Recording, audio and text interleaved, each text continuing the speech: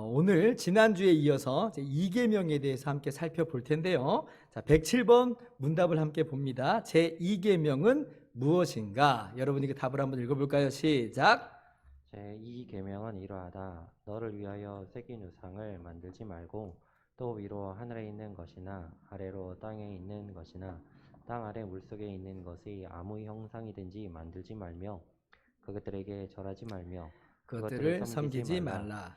나 여호와 너희 하나님은 질투하는 하나님인즉 나를 미워하는 자의 죄를 갚되 아비로부터 아들에게로 3, 4대까지 이르게 하거니와 나를 사랑하고 내 계명을 지키는 자에게는 천대까지 은혜를 베푸느니라.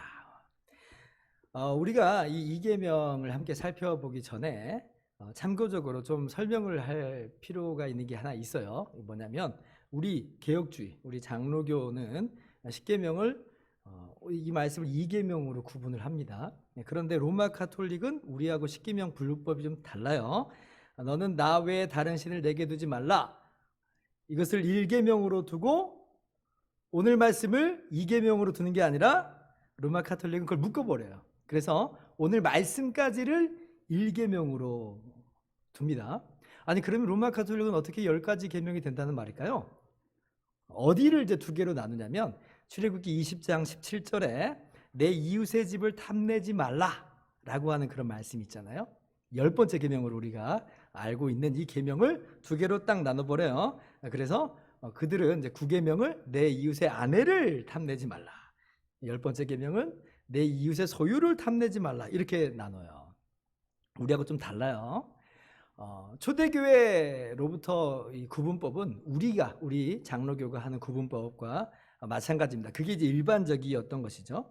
왜냐하면 10번째 계명을 두 가지로 나눌 이유나 근거가 전혀 없거든요. 사실 이것은 내 이웃의 집을 탐내지 말라라고 하는 그 계명의 범주를 설명하는 거예요.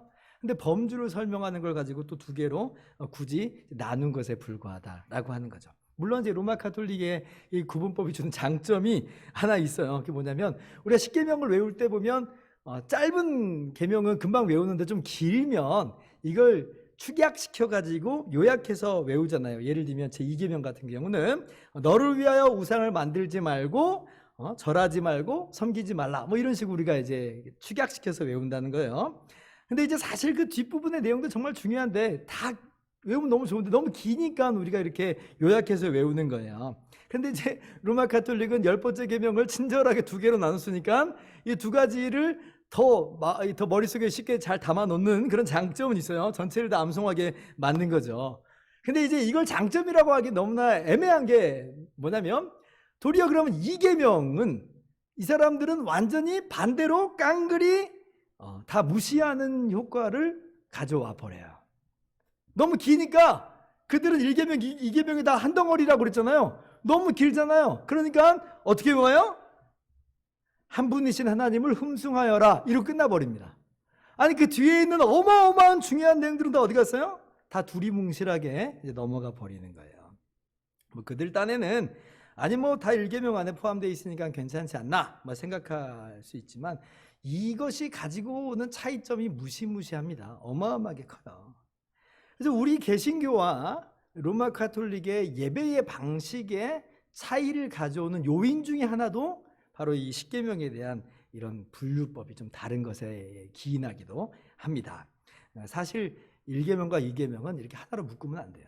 두 개로 나눠서 설명을 해야지 우리가 바른 예배의 대상과 또 예배의 방식을 이제 갖게 되는 거죠. 자, 그렇다면 오늘 2계명을 살펴보면서 이 말씀이 어떤 의미가 있고 또 하나님께서 무엇을 요구하시고 무엇을 금하시는지를 함께 살펴보도록 하겠습니다.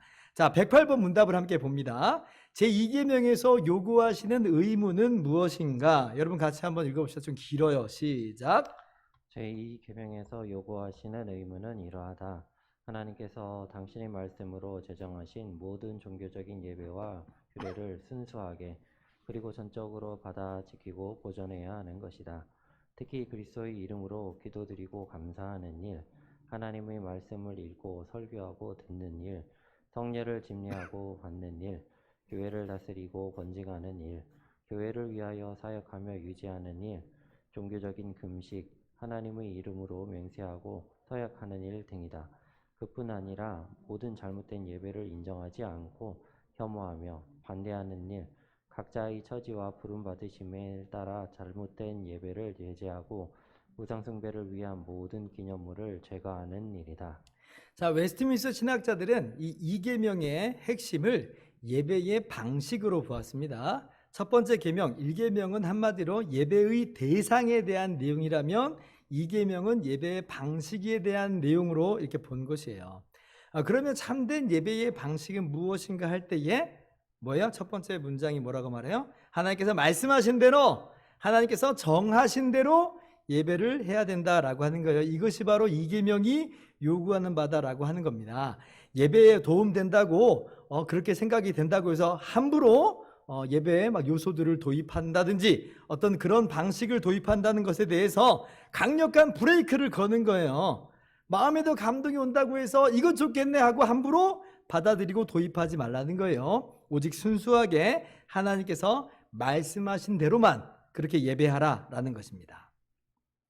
자, 그런데 아니 어떻게 너를 위하여 우상을 만들지 말고 섬기지 말고 절하지 말라라고 하는 것이 하나님을 예배하는 방식하고 연결이 되는가 좀 의아할 수 있죠. 자, 그런데 이걸 잘 이해할 수 있는 사건이 십계명을 주신 바로 그 40일 뒤에, 아니 40일도 채 걸리지 않은 그 사건 속에서 벌어진 모습을 통해서 우리가 알 수가 있어요. 이게 예배의 방식하고 연관이 됩니다. 여러분이 잘 아시다시피 하나님께서 모세를 통하여서 이스라엘 백성에게 십계명을 말씀하세요. 그리고 이제 모세에게 십계명의 두 돌판을 전달해 주시고자 모세를 시내산으로 올라오라 하시죠. 그래서 모세가 40일 동안 시내산 위로 올라가요. 그런데 이제 그 산 아래에 있는 이스라엘 백성들이 어떤 일을 저질러요? 모세가 너무 안 내려오니까 아론 보고 우리를 인도할 신을 우리를 위해서 만들라 그렇게 얘기해요. 우리를 위해서 만들라. 이 우리를 위해서 만들라라고 하는 이 표현이요, 오늘 정확히 이 계명에 너를 위하여 만들지 말라 하는 표현하고 정확하게 똑같습니다. 자, 그런데 자세히 보면 이스라엘 백성들이 여호와 하나님 말고 전혀 다른 신을 만든 것처럼 보이지는 않아요. 왜 만들었냐면 하나님의 대리자인 모세가 지금 생사불명이 됐으니까 지금 하나님의 대리자를, 또 다른 대리자를 눈에 보이게끔 만들어서 그걸 앞세우자라고 하는 그런 의도로 보여요. 그래서 아론이 금송아지를 만들잖아요. 그러니까 백성들이 좋아합니다. 그러면서 하는 말이 이것이 애굽에서 자신들을 인도해낸 신이라는 거예요. 전혀 다른 신을 지금 염두에 둔 게 아니라 자신들을 애굽에서 인도하여 낸 신을 지금 형상화한 거라는 거예요. 그러니까 아론이 하는 말이 뭐냐면 출애굽기 32장 5절에 제단을 쌓고, 금송아지 앞에 제단을 쌓고 이에 공포하여 이르되 내일은 여호와의 절일이니라 이렇게 얘기해요.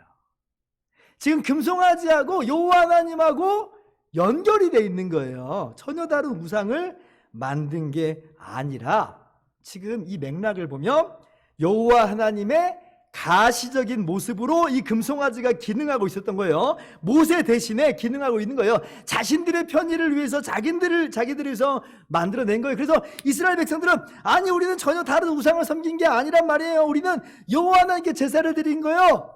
할지도 몰라요. 이거는 그냥 하나님을 향한 하나의 표현일 따름이에요. 막 변명할지도 몰라요. 그러나 하나님 뭐라고 말씀하세요? 백성들이 부패해버렸다. 그렇게 말하죠. 부패해버렸다. 아니라는 거예요. 그 어떤 변명을 해도 이건 아니라고 하는 거예요. 우상 숭배라 규정을 합니다.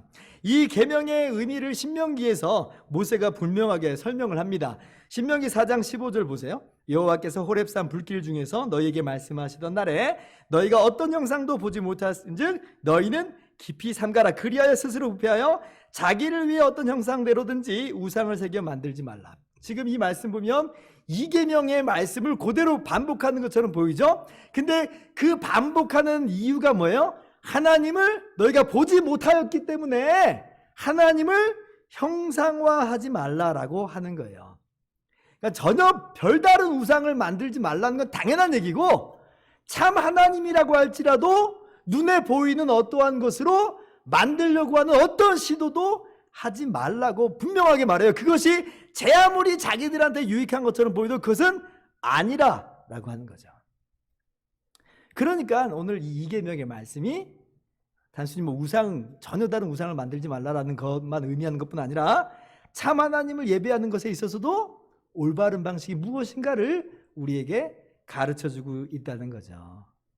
눈에 보이는 어떠한 형상을 만들고 그것을 섬기거나 절하지 말라라고 하는 것입니다. 자신에게 유익하다고 해서 자기를 위해서 자기 마음대로 예배의 방식을 정해서는 안 된다. 하나님께서 말씀하신 대로, 하나님이 정하신 대로 예배의 방식을 가져가야 된다라는 것입니다.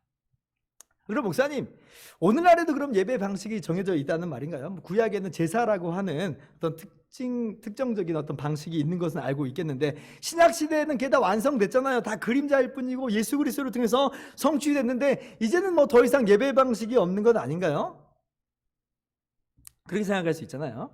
저는 본질적으로 예배 방식에 이런 것들이 있다라고 하면서 우리 웨스트민스터 대유리분답을 그런 방식으로 이해하고 그렇게 접근하는 그런 방식은, 그런 모양새는 별로 좋지 않다고 생각을 해요. 웨스트민스터 신앙고백의 정신은 뭐냐면, 무슨 짜잘짜잘한 예배 방식은 오늘날 더 이상 없다라고 강조하는 것이 웨스트민스터 신앙고백서 그리고 대소유리분답의 근본적인 정신이에요. 이게 무슨 의미냐면 당시의 시대상하고 비춰봐야 돼요. 지금 종교개혁이 일어난 지 얼마 안 됐잖아요. 채 100년 정도 된 시점입니다. 로마 카톨릭이 너무나 성경적이지 않기 때문에 성경으로 돌아가자 했던 게 종교개혁의 모토예요. 당시까지도 로마 카톨릭과 강한 대립관계에 있어요. 그런데 로마 카톨릭의 예배 방식 보세요. 이런저런 명분을 붙여서 이런저러한 전통을 따라서 굉장히 복잡한 방식의 예배 순서를 고수하고 있고, 마치 그런 것 없으면 참된 예배가 아닌 것처럼 생각을 하고, 그런 것들이 있을 때에만 무슨 엄숙한 예배가 되는 것처럼 생각을 해요. 심지어 성례마저도 예수님께서 제정하신 세례와 성찬 외에 5가지 예식을 더 추가해가지고 그걸 중요하게 생각을 해왔다는 거예요. 우리 개혁주의 신앙 정통은 거기에 반대하는 겁니다. 그런 것들은 인간이 만들어낸 전통일 뿐이고, 그렇기 때문에 그런 것들이 마치 예배에 합당한 방식이라든지, 오히려 그게 더 나은 방식이라든지, 유익한 방식이라든지, 그런 거 아니라는 거예요. 오히려 그것은 다 성경적으로 개혁돼야 될 필요성이 있는 거예요. 교회는 이런 것들을 바르게 교육할 필요성을 깨닫고 있는 거예요. 왜냐하면 바로 옆에 로마 카톨릭이 있잖아요.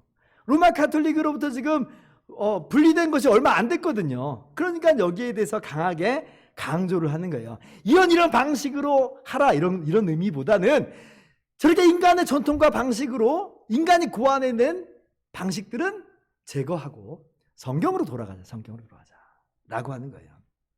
성경적이지 않은 예배 방식은 불필요하다. 그래서 개혁주의 예배는요, 굉장히 단순합니다. 또 단순해야 된다는 거예요. 여기에 어떤 정해진 구체적인 양식은 없어요. 왜냐하면 신약 성경이 어떤 예배의 구체적인 순서나 어떤 정해진 양식을 제시하고 있지 않아요. 다만 신약 성경이 제시하는 예배의 요소들을 이야기하는 거예요. 요소들.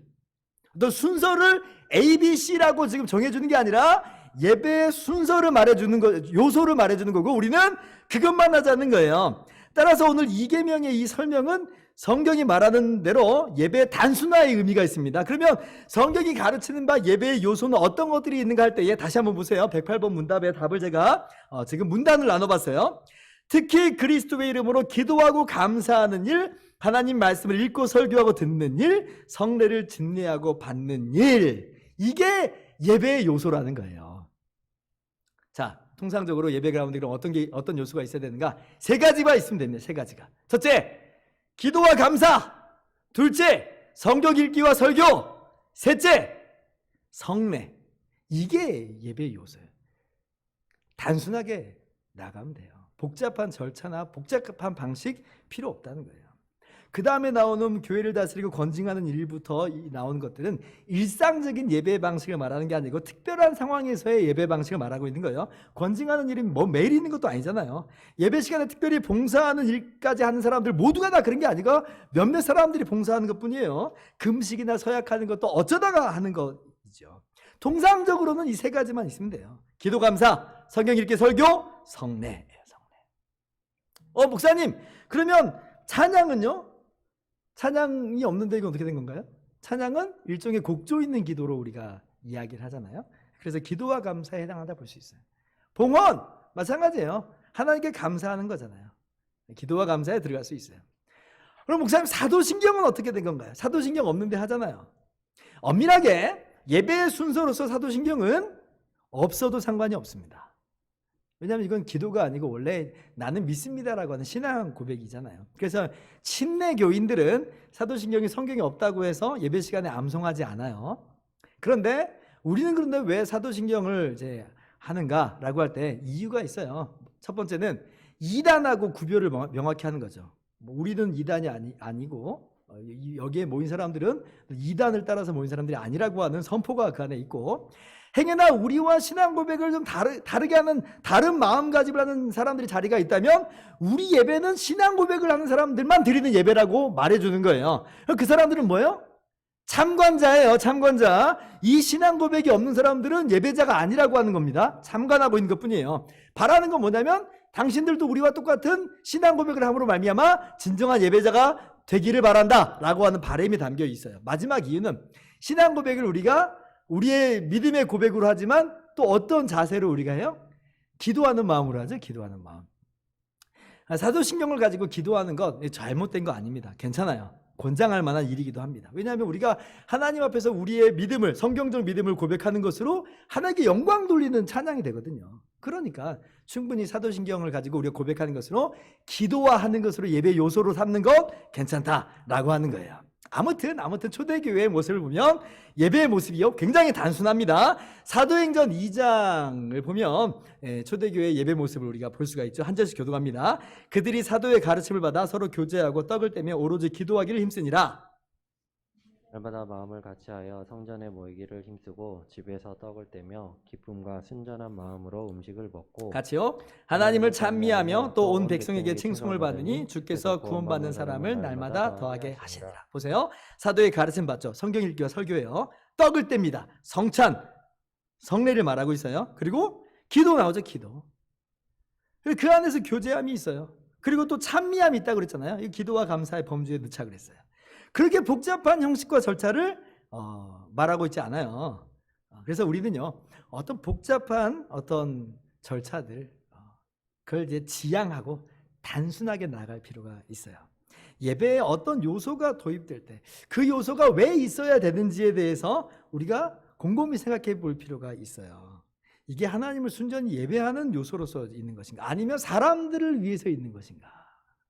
만약에 그렇다면 그것은 이계명에 걸릴 가능성이 큽니다. 우리 믿음의 선배들의 모습하고 좀 다르다라고 하는 거예요. 자, 그러면 이계명이 금지하는 죄를 살펴봅시다. 109번입니다.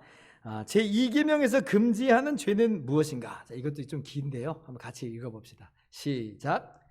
제2계명에서 금하시는 죄는 하나님께서 친히 제정하신 일이 없는 그 어떠한 종교적인 예배를 창안하거나 권장하거나 명령하거나 이용하거나 어느 정도이든 인정하는 모든 행위이다.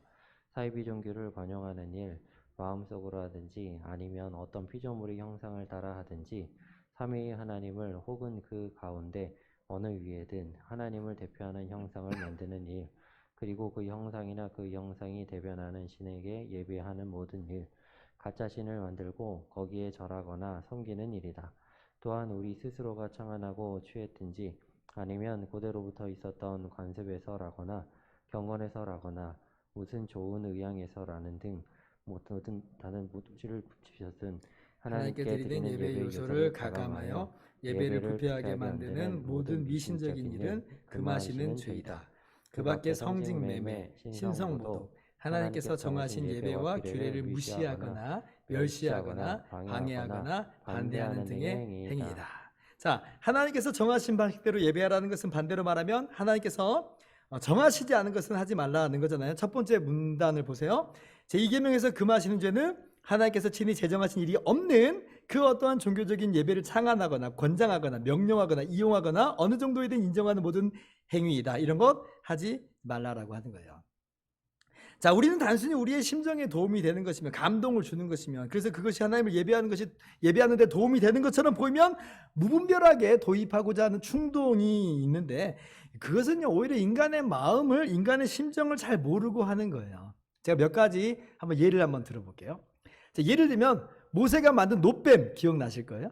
그것은 이제 예수 그리스도의 구속 사역을 보여주는 그림자, 아주 정말 귀한 그림자예요. 주님께서도 요한복음 3장 말씀에서 그것을 이제 말씀하시면서 인자가 주님께서 십자가에 달리실 것을 말씀하셨어요. 자, 그런데 보세요. 이스라엘 사람들이 그걸 어떻게 변질시켜 버리냐면 열왕기하 18장 4장 보면 히스기야 왕 시대까지 그것을 향하여 분향했다라고 말해요. 분향했다.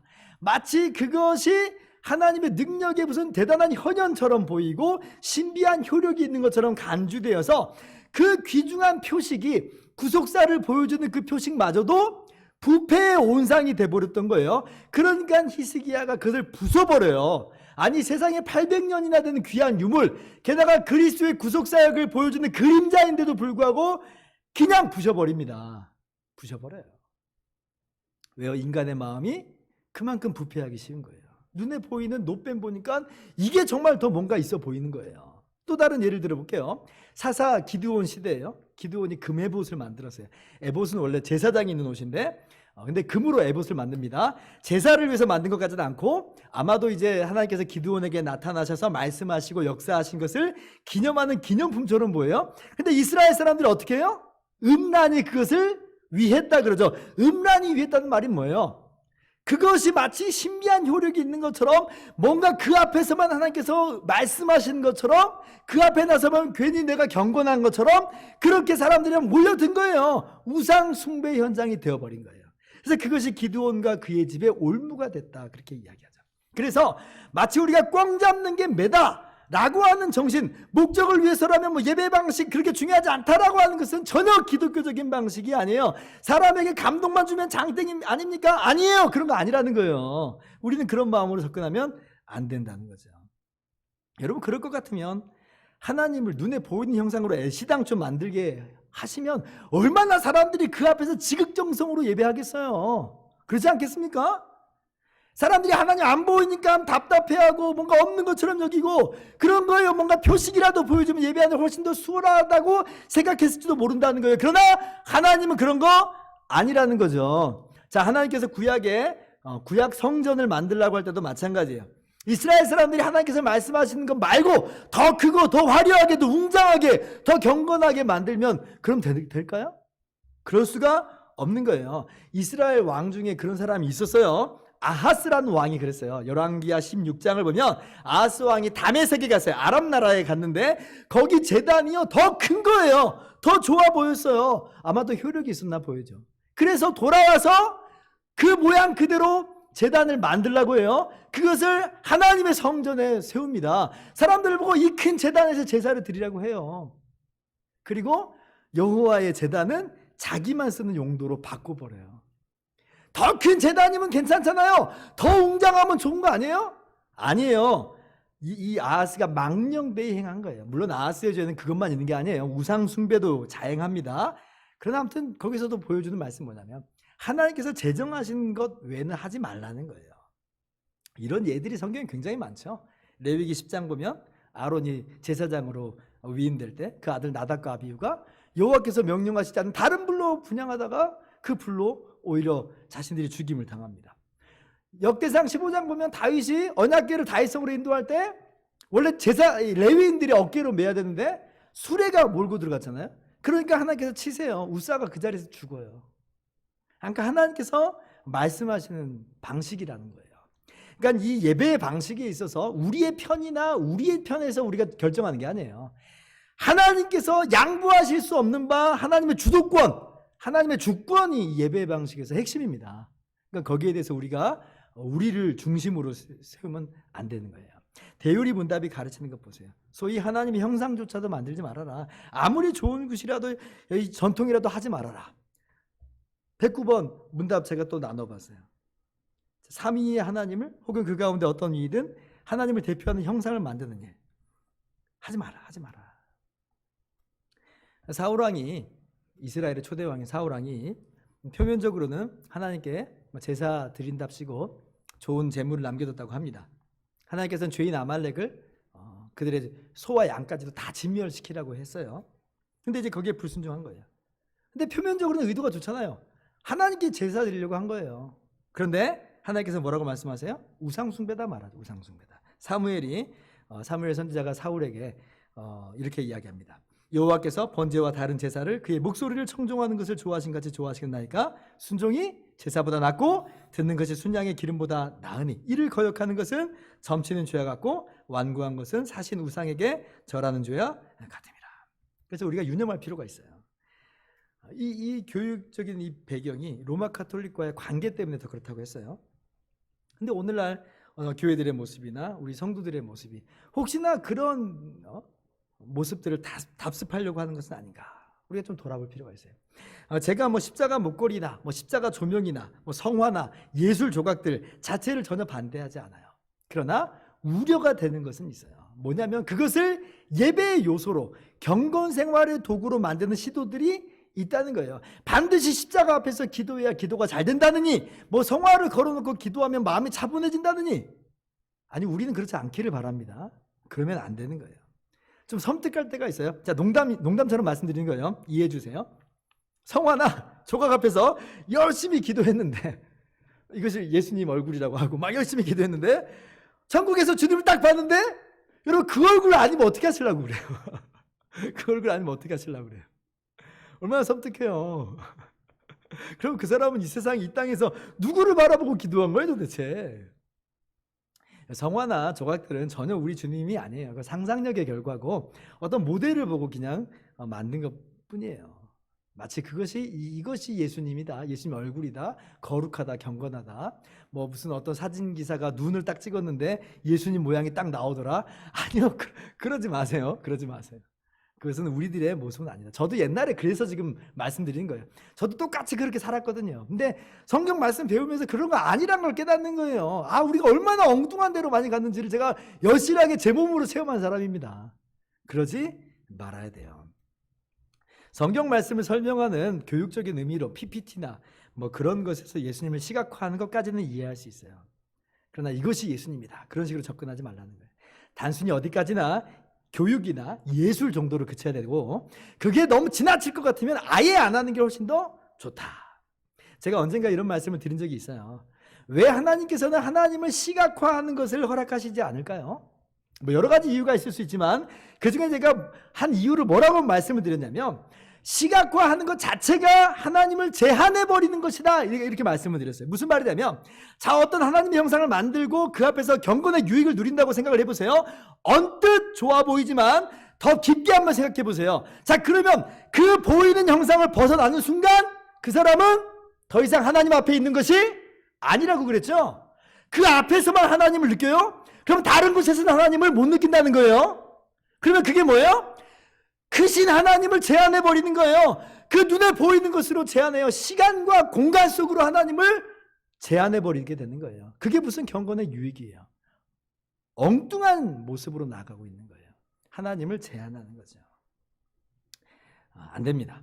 우리는 하나님께서 말씀하신 방식으로만, 정말 단순한 방식으로 예배드리는 것에 익숙해질 필요가 있어요. 성경에서 말하지 않는 다른 요소와 도구를 자꾸 도입해가지고 마치 거기에 신령한 권위가 있는 것처럼 또 신령한 권위를 그러한 것들에 주지 마세요. 성경이 그걸 거절하는 겁니다. 우리는 영과 진리로 예배하는 사람이에요.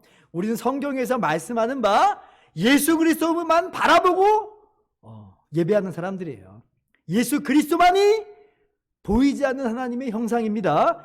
예수 그리스도를 통해서 말씀하신 것만이 우리가 참으로 하나님을 제대로 아는 거예요. 그 외에 다른 것으로 하나님을 보려고 하면 절대로 안 된다. 제가 여러 번 말씀을 드렸죠. 그래서 영과 진리로만 예배하세요. 예수 그리스도 안에서 구속된 우리의 영혼으로 성령 안에서 진리 안에서만 영이신 하나님을 예배하는 우리가 될 수 있기를 바랍니다. 요한복음 4장 24절이에요. 시작. 하나님은 영이시니 예배하는 자가 영과 진리로 예배할지니라. 자, 이제 마지막입니다. 110번 문답을 봅니다. 이 계명에는 이제 추가적인 말씀이 있죠. 자, 이 계명을 더 강조하시기 위하여 추가적으로 하신 말씀은 무엇인가? 또 길어요. 또 한번 같이 읽어봅시다. 시작. 이 계명을 더 강조하시기 위하여 추가로 하신 말씀, 즉 나 여호와 너희 하나님은 질투하는 하나님인즉 나를 미워하는 자의 죄를 갚되 아비로부터 아들에게로 3, 4대까지 이르게 하거니와 나를 사랑하고 내 계명을 지키는 자에게는 천대까지 은혜를 베푸느니라고 하신 이 말씀은 우리를 주관하시는 하나님의 주권을 표현하고 우리 안에 있는 예절을 요구하시는 이외에 하나님께서 우리더러 당신만을 예배하도록 열망하시며 모든 잘못된 예배는 영적인 매춘 행위이므로 그것에 대하여 진노하신다는 말씀입니다. 이 계명을 어기는 자들은 하나님을 미워하는 자로 간주하시고 그들을 벌하시되 몇 세대에 걸쳐 벌하신다고 경고하시고 이를 지키는 자들은 하나님을 사랑하고 계명을 지키는 자로 귀엽게 보시고 그들에게 많은 세대에 걸쳐 자비를 베푸시기로 약속하는 말씀이다. 자, 이 계명과 더불어서 주시는 말씀은 뭐냐면 하나님은 질투하시는 하나님이시다라고 하는 거예요. 질투는 되게 안 좋은 뜻으로 사용이 됩니다. 그런데 유일하게 질투가 합당하게 정당하게 사용되는 케이스가 부부관계예요. 부부관계 외에 다른 관계를 맺는 그것은 질투해야 합니다. 질투의 대상이에요. 자, 그런 뜻에서 하나님께서 질투하신다는 거예요. 다른 것들은 하나님의 질투를 유발하는 것이라는 거예요. 그래서 다른 모습들은요, 대우림들 뭐라고 말해요? 영적 매춘행이다. 매춘행이다. 굉장히 충격적인 단어까지 사용을 해요.